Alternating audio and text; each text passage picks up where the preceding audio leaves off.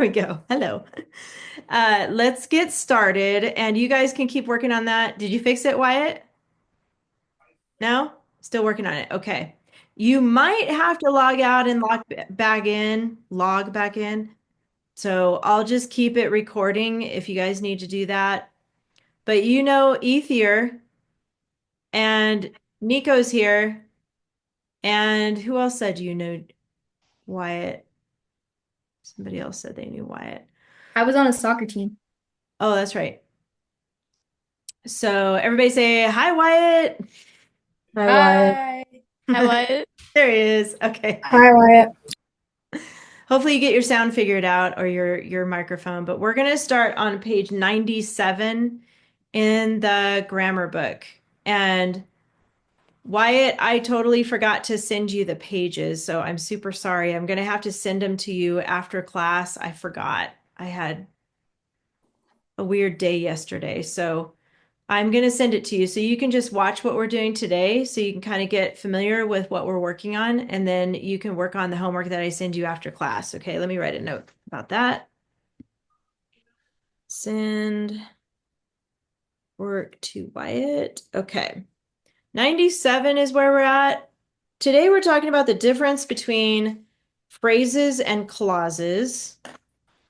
We've talked about this off and on already, but this is an actual lesson about that. So just a recap right here. A phrase, this is on 97, is a group of related words that contains either a noun or a verb, but never both. And I have to say, 99.999% of the time, they don't have a verb. So that's the rule that helps me.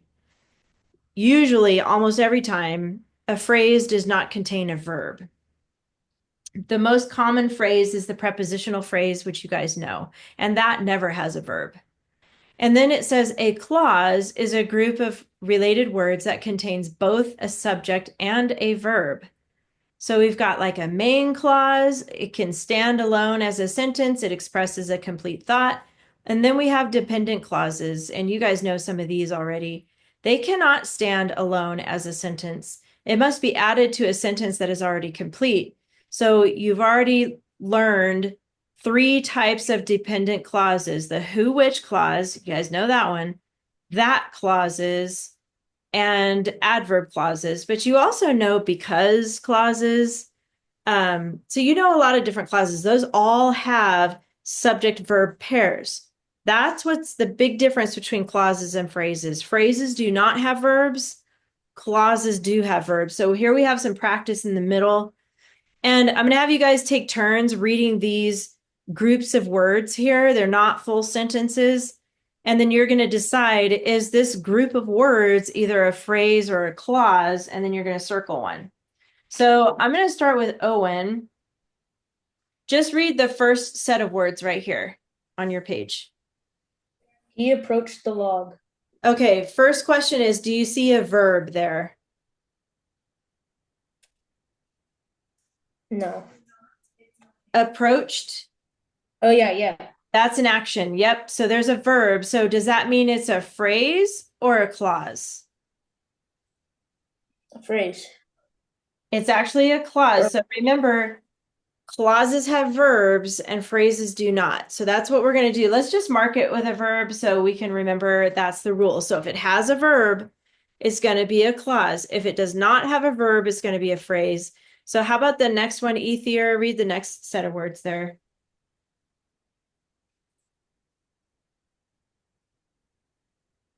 Oops, you're muted if you're reading it.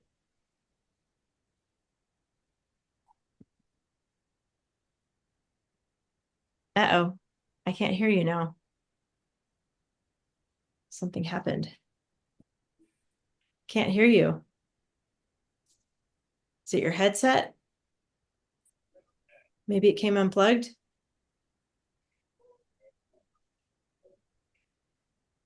Okay, while he's fixing that, how about Nico? Can you read the next set of words here? Near the tall oak tree. Okay, so you got to ask yourself, do you see a verb there? If you do, it's going to be a clause. If you don't see a verb, it's a phrase. I don't see Do a we know? verb. Okay. Oh yeah, I hear you now, Ethier. So which one is it, Nico? It's a phrase. Good. You got it. All right, Ethier, how about the next one? That was 100 years old. Good. Do you see a verb there? No, so that's a phrase. Actually, the verb is was. Remember, those are helping verbs. Don't forget about those. So it's either going to be an action verb, helping, or linking. So since that has a verb, it's a clause. So how about let's see, Nora, how about the next one? Where a stranger stood. Okay, do you see a verb? No. Yes. Okay. This one? Stood. Yes. Stood. That means to stand, right? You're doing something. He Yeah. stood there. So So clause. clause, good. Next one, Ellie. Read the next one. Beneath a full moon. It's a clause because beneath is the verb. Actually, oh, you were so close, but beneath is actually a preposition. Oh, okay. Well, that is a phrase. Even though it does sound like it could be a verb because it's under something, but it's actually a preposition. If you look on your prepositional list, it's there. So it's a phrase. Okay. That's all right. These are kind of tricky. Let's see, John. About the next one.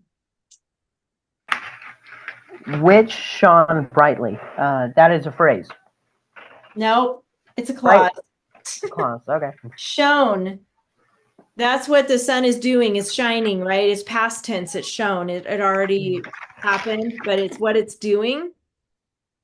So this is a clause. Yeah, you guys, I know those verbs kind of get you stuck sometimes, and it's okay. They will connect eventually. How about, let's see, Lexi. Down here, or before you go, Lexi, I'll explain this. Dependent clauses begin with a word that causes them to be an incomplete thought. Draw lines to connect the type of clause to the word that would begin that clause or the clause. So look at who, which clause. Lexi, what two words could begin one of those clauses? Who and which? Who and which is pretty easy. So you're just going to draw a line to who, and then which is way over here. So I'm just going to kind of go through all the words like this and connect it there like that. So you're just connecting the clause to the words that begin that clause. So how about Miles? What about this next one? That clause. What word begins a that clause? That. That's easy. Boom, like that. And then how about Wyatt? Do you remember the, oh, let me see if you remember this. This was a while ago. Do you remember the adverb clause? Those are the www.asia words. You remember those from way back when?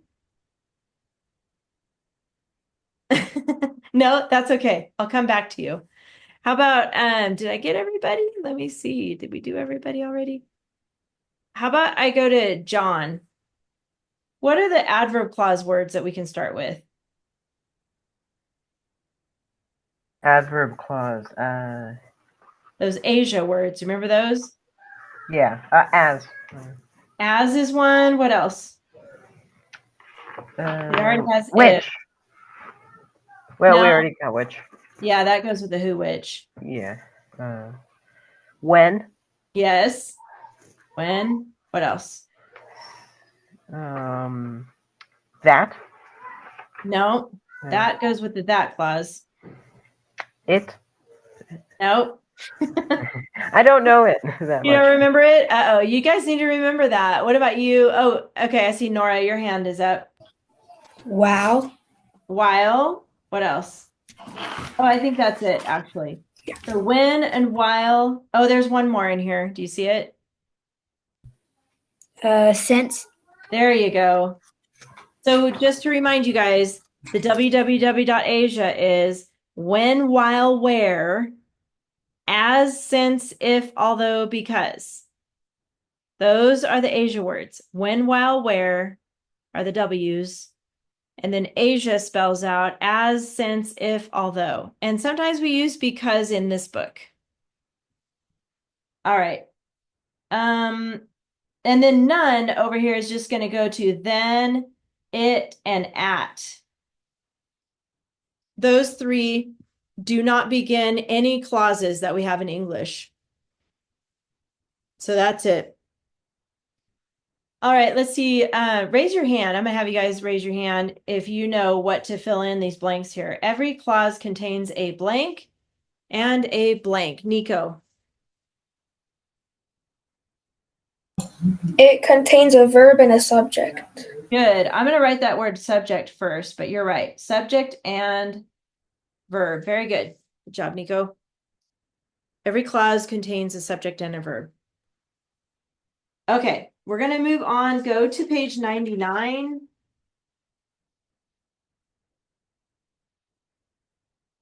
This is our practice page. Raise your hand if you guys, anybody want to read the sentence today? Anybody? Okay, Nico, thank you.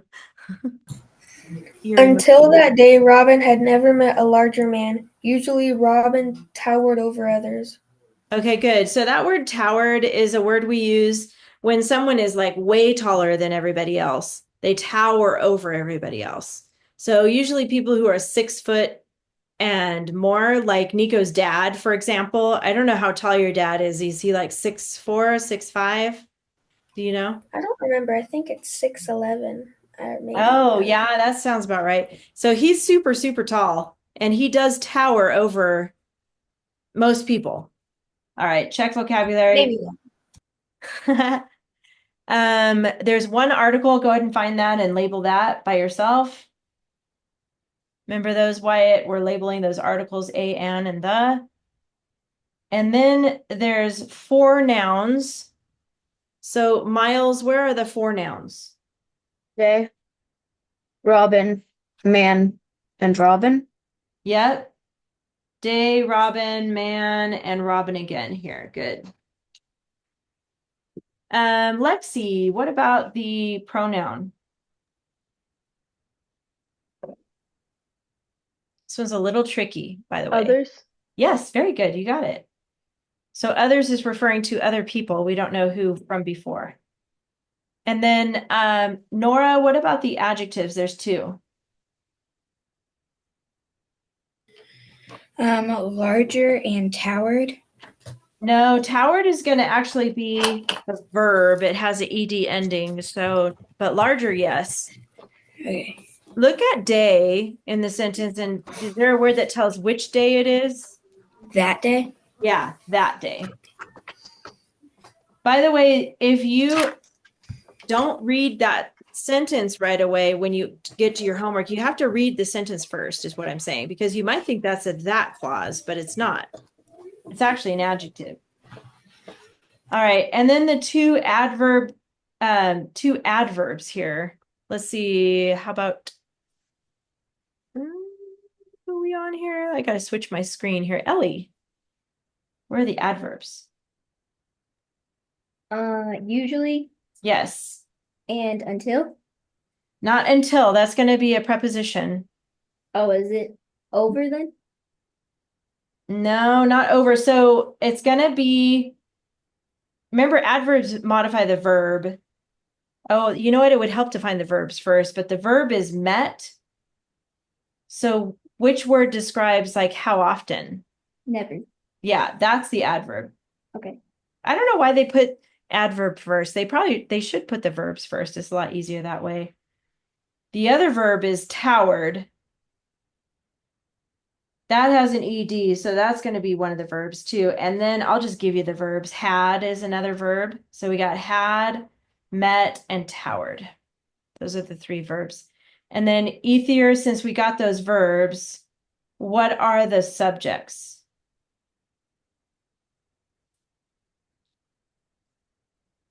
And you're muted if you're talking. I can't hear you. Until is one? No, And not. is that really? Oh, you're looking at prepositional phrases. I skipped. Sorry, that was my bad. I'm skipping down to subject. Where are the subjects? Robin, Yes. never. Wait, no. No. Another Robin. Another Robin. That's it. Those two. That's it. You got it. Yeah, sorry, I'm skipping around. Owen, what about the prepositional phrases? That's what Ethier was starting to say. Where are those phrases at?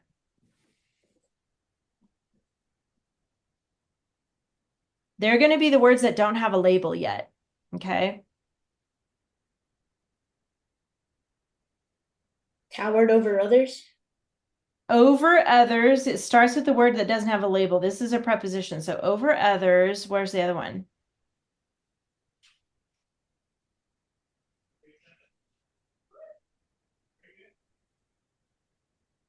A larger man.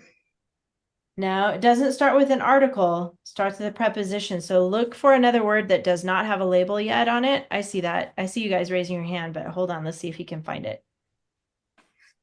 What's another word, Owen, that does not have a label on top of it? Until that day. There you go. Until that day. I saw you guys all putting your hands up. I knew you knew it, but I wanted to see if you could find it. We need to find the main clauses next. So how about Miles? Where are the main clauses? Until that day. That's going to be the prepositional phrase. So we're not going to include that one. So remember, main clauses have subject verb pairs and they're a complete thought. Robin had never met a larger man. There you go. That's one. And then Robin towered over others. Yes, there you go. Good job. By the way, those are going to also have periods. So go ahead and put a period after man and after others. Those are going to be your end marks. We got your main clauses. Now we have two different openers. John, what are the two openers here? A prepositional opener. Yep, that's a number one. So I like to put it in here. I'm going to spell it out. Prepositional. I thought number one was subject and number two is prepositional. You're right. Thank you. I was just making sure you were watching. Prepositional, number two. And What's the other one? it's I don't know. I think it's subject. No, Lexi, do you know? I don't know what usually is. What kind of an opener is usually? Then ly adverb. ly Number two. adverb. Number three. There you go. ly adverb. If you guys forget those, you can always look at the front of your book in that table of contents area where I showed you before. They have all the openers listed there. Okay, that's that. And then the capitals, you can do that by yourself. Find those capitals. Robin.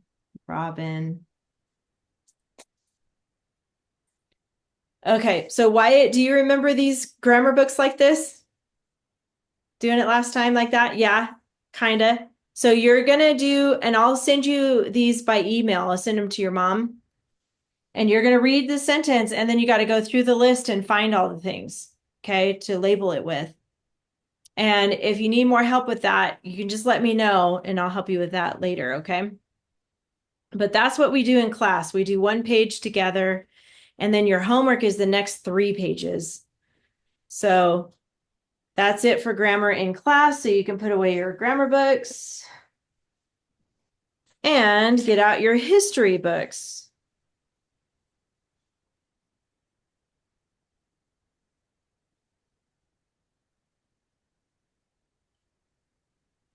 Okay. Can I go to the bathroom? Yes, you can. So last week you guys wrote about the Underground Railroad. I have time to hear 2 people if anybody wants to share what you wrote this week about the Underground Railroad. Does anybody feel like reading their story that they wrote? Lexi's like, no, nobody does. Nobody wants to share it. I can if you want me to. Oh, yes, I would love for you to, Ellie. Do you need Okay, me to can pull it up for you, or do you have it? Can you pull it up for me? I can pull it up for you. Okay, hang on, let me find it. I have not had a chance to grade everybody's work yet, but I will, hopefully soon. Let me find yours, Ellie.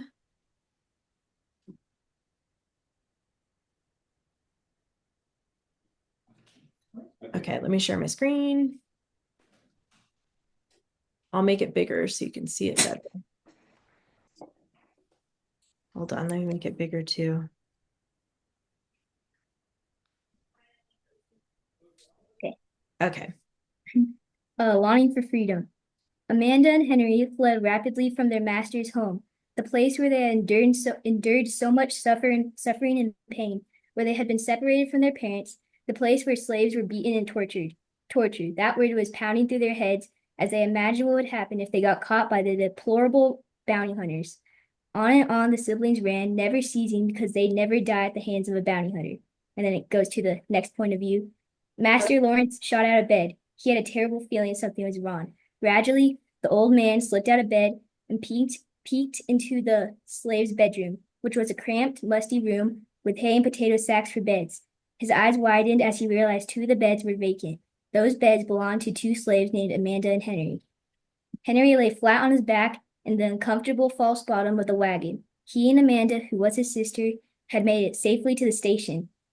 The station masters were a generous Quaker family. They lovingly gave the two runaways food and a home. Amanda and Henry were beyond grateful to them. The wagon lurched to a stop. Curiously, Henry peered through a crack in the wood. He heard a deep voice talking.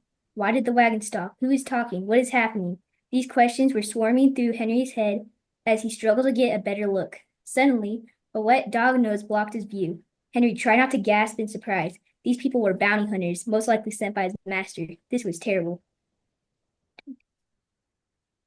Because of the two missing slaves, Master Lawrence was in a very bad mood. He had whipped almost all of his slaves, including Tiny Tim, a small crippled boy, and he had gotten no imperative information on his two runaway slaves. He had commanded his willing bounty hunters to search every wagon, every house, and every tree in the forest for them. Because Henry was a hard worker, they were valuable property. Lawrence had an uncomfortable feeling deep down that he would never get him back. Feeling distraught, Henry's heart was pounding. Because there was little room to move around, his legs were starting to cramp. This was the moment that decided his future and his freedom. "You're good to go," a voice from outside the wagon called. Henry and Amanda breathed a sigh of relief. They were back on track. As the wagon rolled down the bumpy road, Amanda heard dogs barking behind them. The bounty hunters had not detected the stowaways, but the dogs did. The wagon picked up speed and the slaves braced themselves. Suddenly, water began leaking from the cracks in the wood. As a final desperate attempt to throw off the snarling creatures, the station masters had driven into a wide river. Thankfully, old Bob the horse was a good swimmer and effortlessly glided through the water. Unfortunately, the dogs were not. It was a pitiful sight to see them slowly sink down. Oh, no. No, not the dogs. I'm sorry. Go ahead. I'm sorry. It's okay. Never again surfacing. When the wagon slowed down, Amanda and Henry, who were glad to have made it this far, hopped out of the cramped false bottom and stretched their legs. With hugs and waves, they stepped onto the makeshift log raft and paddled north. As the sun loomed over the horizon, Henry breathed deeply. Freedom had never been so close. Wow. Whoa. Ellie. Okay, this is what we do on Zoom in the camera. So everybody go like this for you. Good job, Ellie. This is how we clap on Zoom. Man, that is really good. It is very suspenseful. I was like really into it as you were reading it. I don't know if anybody else felt that way, but I was like, wow, what's going to happen next? It's like a cliffhanger. You guys know about those, right? Cliffhangers. That's how the dog drowned. I didn't like that part. I have to say. And I warned you in class. I was like, nobody let the dogs die, okay, Ellie? Well, it didn't say they died. They just sank. Maybe they knew how to swim underwater for a long time. That's Yeah, what you we never taught. know. You never know. They made it to safety down the river. But I loved your topic clinchers. She's got them highlighted with this blue color. Her topic clinchers are there. I see her openers with the number 2 here. And then your vocabulary words where you have the VOC after the words. So really, really excellent job, Ellie. And I didn't hear any banned words. I was listening for them and I didn't hear any. So you've got your number 3 opener. So nicely done. I'm impressed. Very good, Ellie. It's going to be hard to follow up that one. Does anybody else want to read theirs? You want to, Owen? No? No, no. Nora? No? Nobody else does? Okay. That's okay. You don't have to. But that's the goal. Man, she set the standard pretty high to meet that. So her paragraphs were very suspenseful. I can tell that you enjoy writing creatively like that. You're like kind of, yeah. I know I've shared this with you guys before. Creative writing is harder for me than like report writing. I'm more of a report person. I like to read information and put it together. But anyway, we have one more lesson with pictures this week.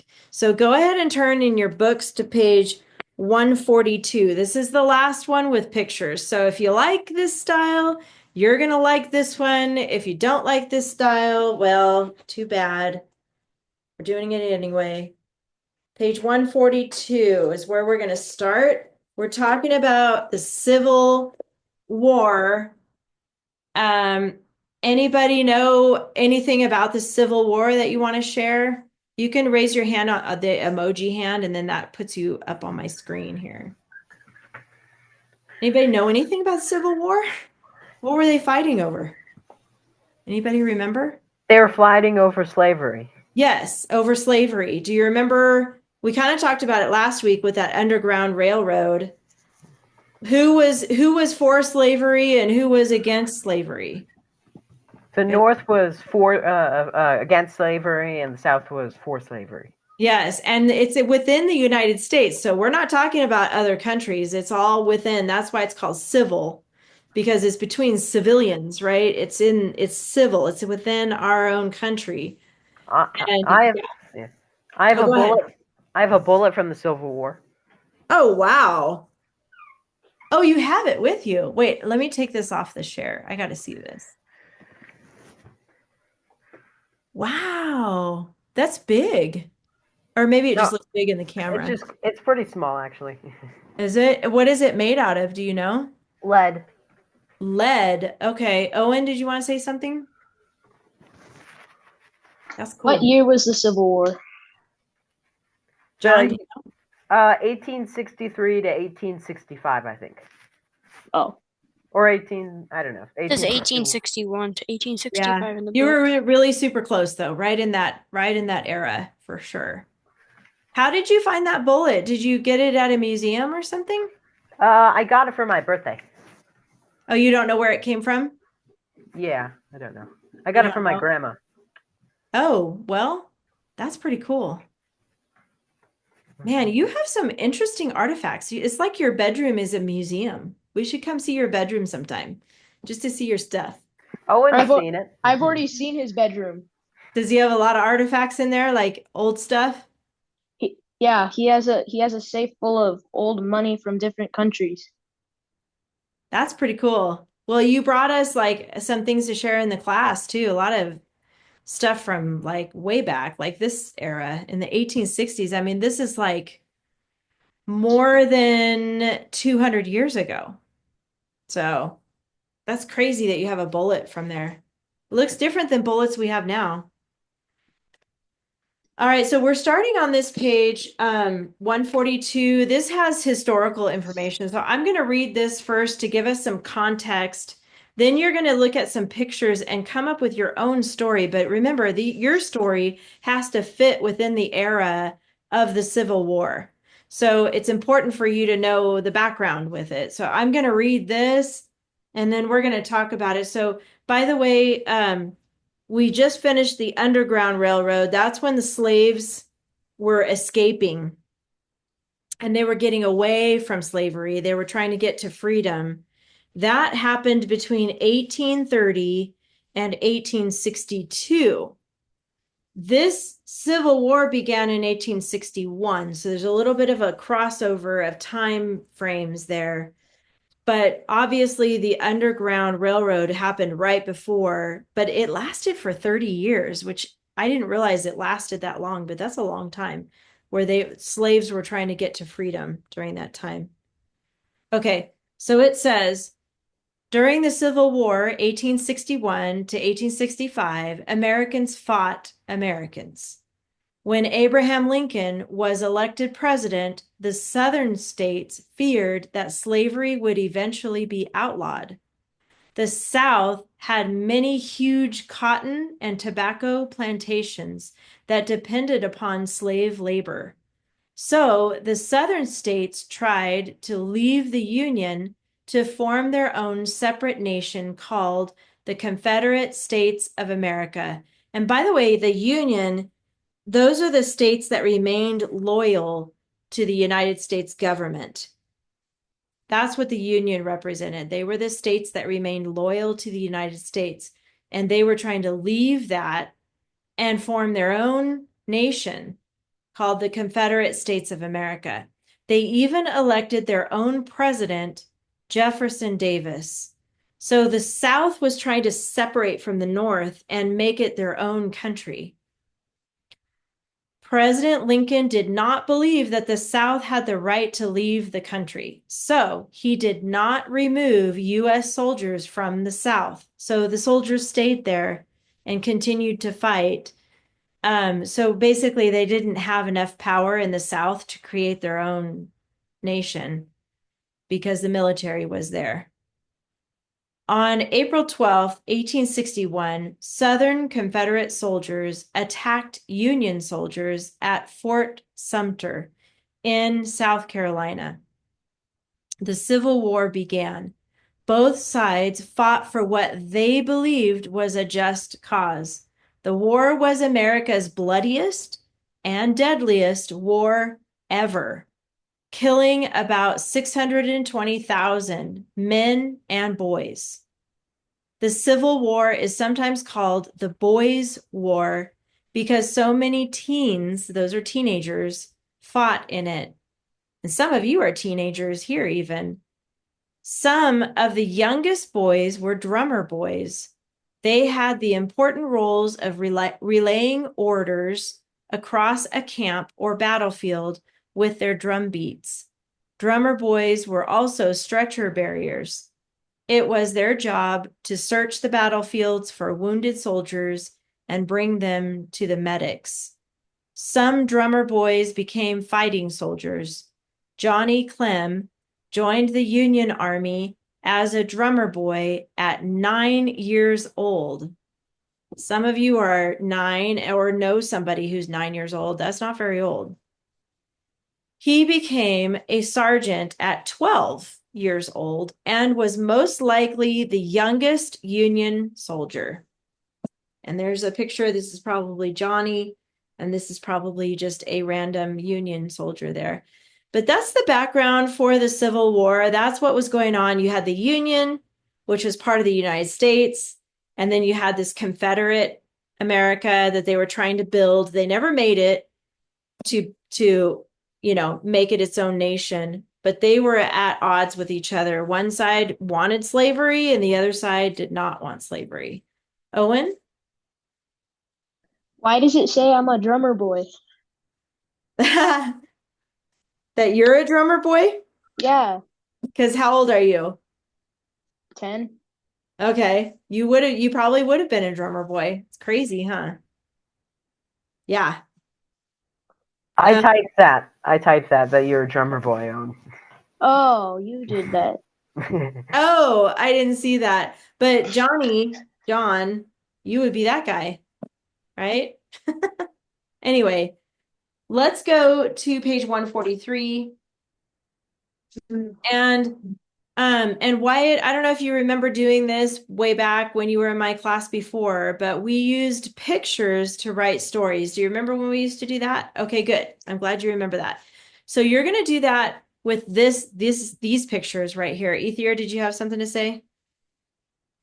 Can I use the restroom, please? Yes, you can. When we think, I'm just going to refresh your memory here because you guys have been working on these pictures for a while. This is the last lesson with the pictures. But when we think, we automatically ask ourselves questions to get our brain thinking. Even if it's something like you see online or something you see on the news or something you hear from a friend, you automatically start asking yourselves, why are they saying that? What does it mean? Where did they get their information from? I mean, your brain naturally cycles through questions. That's how you think. So when we write from pictures, we're exercising that part of our brain where we think. And it's nice over here in the margin, they have a handy dandy list of question words for you. This is what you use to write the plot to your story. So you're going to cycle through these questions, and it doesn't have to be in the same order. It can be, mixed up. But it says who, what, when, where, why, how, doing, meaning what are they doing? What are they thinking? What are they feeling? What are they saying? What happened before? What happened after? What happened outside? And by the way, outside does not mean outdoors. It means like outside the frame of the picture.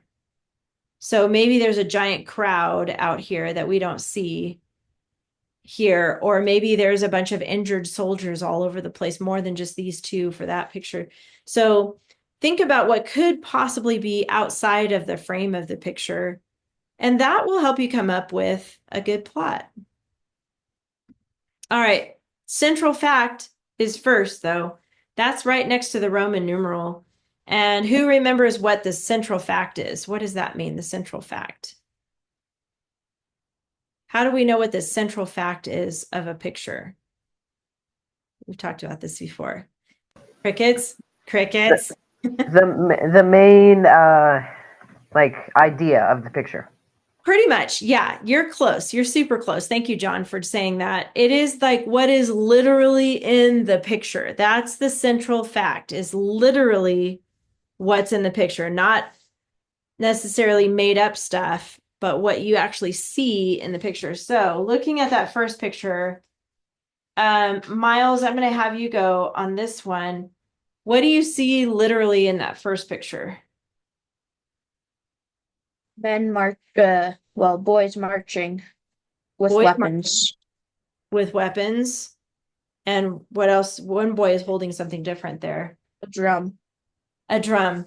So here's an example of what you can put for central fact on your book, but you get to create this. So if you want to put something different, you can. It just has to do with what you see in the picture.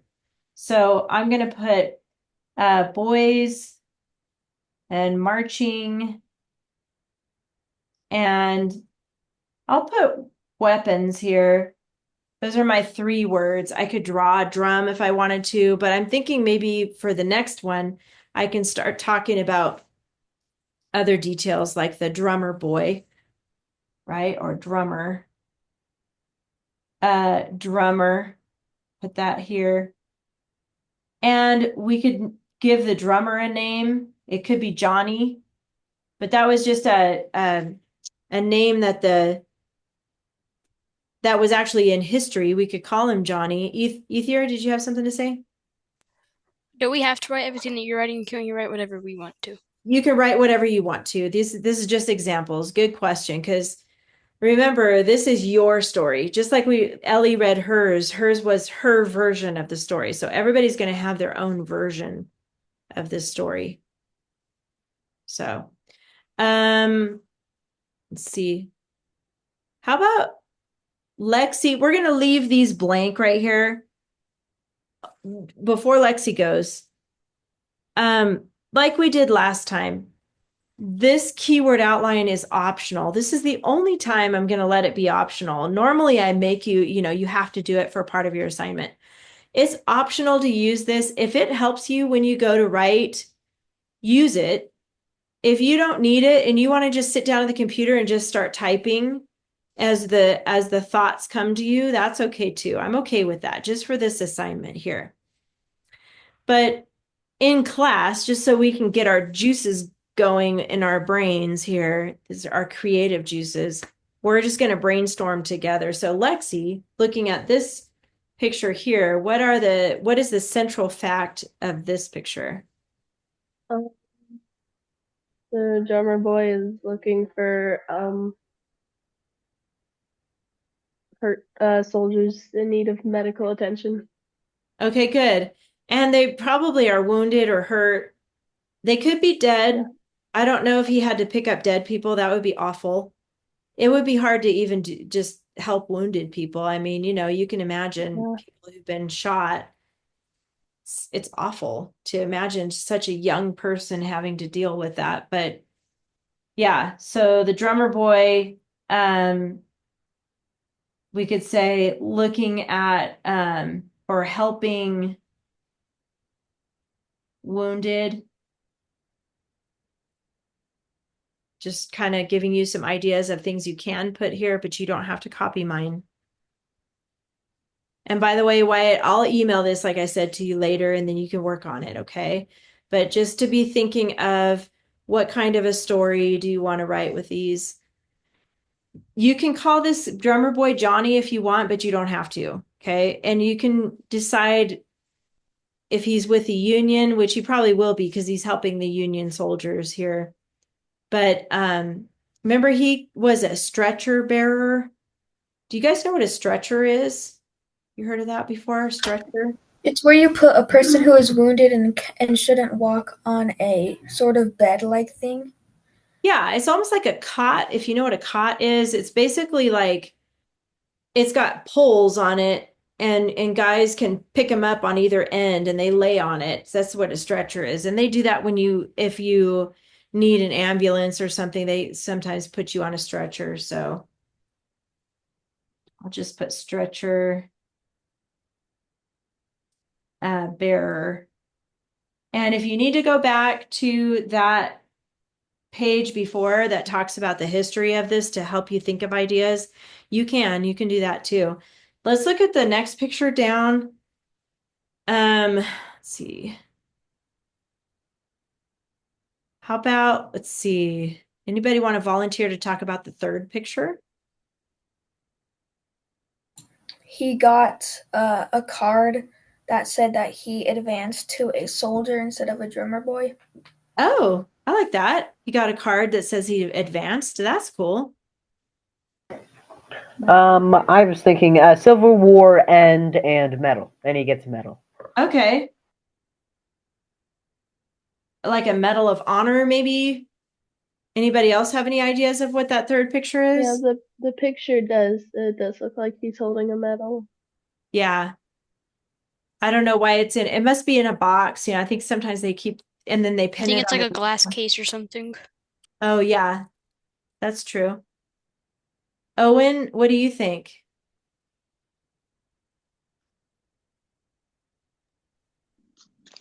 Think of what? So I have a feeling you're not paying attention right now. It looks like you're doing something else on your computer. So you need to just pay attention to us right now, okay? Yeah, I am. Okay, so we're talking about the third picture and what's happening in that third picture. What do you think is happening there? It looks like the drummer boy is getting awarded a medal to become a sergeant. Oh, to become a sergeant. Yeah, that's a good one. That's a good idea. Okay, good. So later, when you guys have time for your homework, you're going to sit down and think about these. And remember, the most important thing is that you keep each picture for its own paragraph. So this first picture is paragraph 1, second picture is paragraph 2, third picture is paragraph 3. And then you get to just create your own plot using these questions on the side. By the way, the topic clincher rule is there. That's to remind you to use that. And it's also on your checklist. So let's turn the page to 144. And if you guys have a question or anything to say, it's okay to just unmute and interrupt me. I'm okay with that because there's so many in this class, I can't see everybody at the same time. So I'm kind of going through here. Okay, and I see your notes there in the chat, Owen. So yes, you can write your own version of the story for sure. You don't have to copy what I have here. All right, we're on page 144. We're not going to do all of these, but we are going to do a few. This is structure practice at the top about the topic sentence. So just for practice, if you wrote something next to Roman numeral 1 about that very first picture, maybe you had something like a boy's name, marching, weapons, something like that. I want you to just practice right here on this line using your 3 keywords that you put for Roman numeral 1. And if you don't have anything there, you can make up your keywords. But I want you to practice writing a topic sentence right here on this line. So I'm going to give you a minute to think about it. Look at that first picture on page 143. Think of your 3 keywords and go ahead and write a sentence using those 3 words for your topic sentence here. And then give me a thumbs up in the camera or emoji thumbs up when you're finished with that. Owen?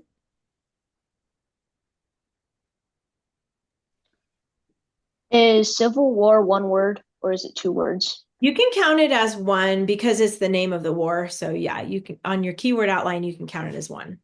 Okay. Nico, what's your sentence? I see your thumbs up there. There are boys and men marching to the Civil War. Okay, good. I like it. Anybody else want to share theirs? Did you already write it, John? What'd you get? Okay. As the Civil War started, they were heading to battle. Heading to battle. Okay, I like that. That's good. How about Lexi? Did you get one? Or are you still working on it?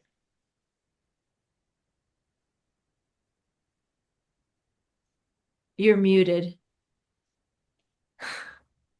I said, no, I haven't done it yet. I'm still working Okay. on it. Okay, that's okay. Go ahead, Ethier. What's yours? In 1861, there was an army of boys heading into warfare.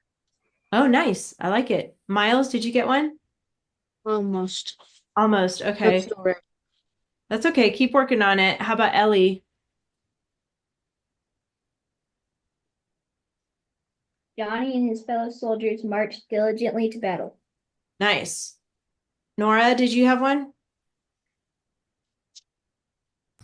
In 1861, a drummer boy named Andrew marched into battle with other boys. Nice. Very good. Okay, this is good. You have your the ones that got it finished have your first sentence of your first paragraph already done for you. So that's why we're practicing that. But I like all of those. Good job, you guys. All right, we're going to go down here to the style practice, and we're just going to do number 1. We're not going to do 2 and 3 just for the sake of time. So, oh, and I just looked at the time. This is going way too fast. These are just practice. Let's go to our vocabulary because we have to do that. We're going to have to skip some of these pages. So go ahead and get out your vocabulary cards that you did. That's at the back of your book. Hopefully you cut those out for week 15 or lesson 15 right here in the back. So Wyatt, this is something new in this book. We have in the back of the book, we have cards that you cut out each week. And then we go over those vocabulary words in class, and then you use these words in your writing. So anybody want to go first? Okay, Owen, I'll have you go, and then Nora. Encounter. Okay. To come unexpectedly or in conflict. He suddenly encountered a camp of rebels. Nice. Okay, so that word is a verb. That's one of those words you can either add ed or ing to. But since we do most of our writing in past tense, you can use encountered. Makes sense there. And then who else was it? Was it Ellie? I forgot who else wanted to read one. Oh, it was Nora. Go ahead, Nora. Awestruck. Filled with wonder, amazement, or dread. The farmers were awestruck at the sight of the army. Okay, good. And that one is an adjective describing them, describing how they felt. So they were awestruck. Okay, there's 2 more. Anybody else want to read one of the other 2? Okay, John. Diminish. To lessen. The food seemed to diminish overnight with the extra soldiers to feed. Good. Okay, so it just decreased. Very good, or diminish. And then Lexi, you want to do the last one? Uh, solemn. Is that how you say it? Yes, you got it. Serious or earnest. The solemn declaration of war was made. Good. And you might have heard that word like I solemnly swear. Have you guys heard that before? I solemnly swear. So when you run for an office and you like President Trump and he had to swear in, he puts his hand on a Bible and his right hand up and he says, I solemnly swear. And then he swears to defend, to protect and defend the United States Constitution, things like that. So that's also in a promise or in a swearing in when you get in office. So that's where I've seen that word before too, solemnly swear. So, okay, you're going to use each of these four in somewhere in your paper. It doesn't matter where they are. If they're all in one paragraph, that's fine. If they're spread out, that's fine. But somewhere, one of each in your entire paper. And then you're going to use VOC as a little label that those are vocabulary words. You guys are pretty good at that. So, okay, your homework then is your grammar, those 3 pages, and then writing a story using those 3 pictures. And I know Ellie's, yours was a little bit longer, but that was great. I didn't mind that. It was really good to add details to your story. So if you guys need to keep going as you're typing to add details, that's great. You should do that. Oh, one more thing. Let's look at the checklist because this is really important. This is hard to do sometimes when you're writing a creative story to remember your banned words. I've been finding a lot of banned words. So watch out for your banned words here. Oops, hold on. Your checklist is on page 147. Banned words right here. Go, went, say, said, good, bad, pretty, big, and small. Don't use any of those words. And then look how you have 2 openers here. You have a prepositional opener and an ly adverb opener. Those were on the last assignment too. Nico, did you have something to say? In my paragraph, I couldn't change the word big because it's part of the Big Dipper, so I don't know if that counted as one. Oh, okay. I'll let it slide for that one. You're right. You All can't change it to something else. Yeah, so I don't think a Great Dipper would be. That sounds weird. Good point. Hey, there's an example. That's a good one. Other than that, though, try to stay away from the word big or small. And then your 2 openers, you're going to label them with these brackets and those numbers. So just like we looked at Ellie's, that's how you do it at the beginning of the sentence. And then you've got 1, 2, 3, 4, 5, 6, all 6 dress ups in each paragraph right here. And your topic clincher. This list gets harder, you guys. You're in the thick of it now. It's just going to keep getting harder, but you guys can do it. I believe in you. Any last minute things before we go? Go have fun. If you still have snow, make a little miniature snowman or something. I kind of have snow. All right, you guys. See you next week on Monday. Have a good week. Bye. Wyatt, I'm going to email you stuff. Bye, you guys. See you next week.